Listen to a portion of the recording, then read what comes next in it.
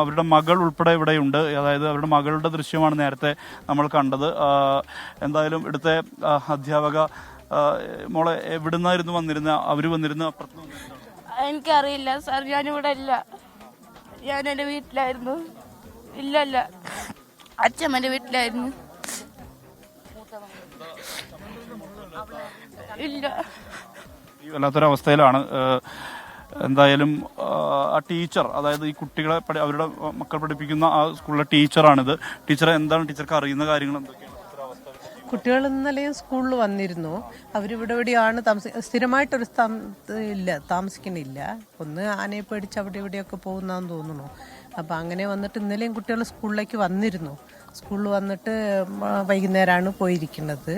അങ്ങനെയാണ് നടന്നിരിക്കുന്നത്. അതെ അതെ, തമിഴ്നാട് ബോർഡറിലാണ്. വെള്ളേരി എന്ന് പറഞ്ഞ സ്ഥലത്താണ് സ്കൂളുള്ളത്. Panchayat union primary school Velleri. അതിലൊരു കുട്ടി, മൂത്ത കുട്ടി ബബിന 5ാം ക്ലാസ് പഠിച്ചുകൊണ്ടിരിക്കുന്നു. രണ്ടാമത്തെ കുട്ടി സംഗീത 2ാം ക്ലാസ്സിൽ പഠിച്ചുകൊണ്ടിരിക്കുന്നു. തമിഴ് മീഡിയമാണ് പഠിക്കുന്നത്. അവര് ശരിക്കും താമസിക്കുന്ന സ്ഥലം തമിഴ്നാട്ടിലാണ് അവര്, അതോ അച്ഛന്റെ വീട്ടിലേക്ക്? ആ സ്കൂളിന്റെ പരിസരത്ത് തന്നെ വെള്ളരി എന്ന് പറഞ്ഞ സ്ഥലത്താണ് താമസിച്ചുകൊണ്ടിരുന്നത്.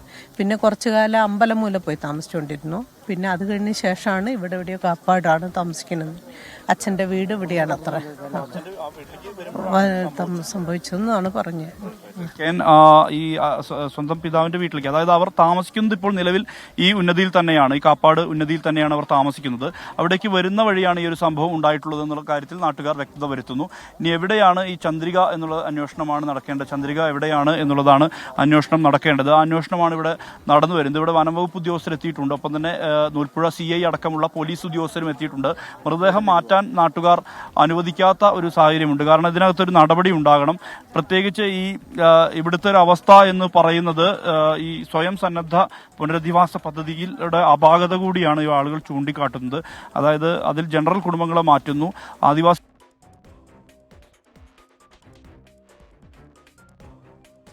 ആനക്കലി കൊണ്ട് ഒരു പാവം മനുഷ്യന്റെ ജീവൻ നഷ്ടപ്പെട്ടു ഈ നൂൽപ്പുഴയിൽ. കേരളത്തിന്റെ അതിർത്തിയായ വയനാടിനടുത്തുള്ള സ്ഥലമാണ് നൂൽപ്പുഴ. എന്തായാലും അദ്ദേഹത്തിന്റെ ഭാര്യയെ കാണാനില്ല എന്ന വാർത്ത കൂടി വരുന്നുണ്ട്. ഇവർ രണ്ടുപേരും കടയിൽ സാധനം വാങ്ങാൻ പോയി. ഇന്നലെ വൈകുന്നേരം മടങ്ങി വരുമ്പോഴാണ് ആനക്കലിയിൽ ആന വലിച്ചെറിഞ്ഞതും കൊല്ലപ്പെട്ടതും.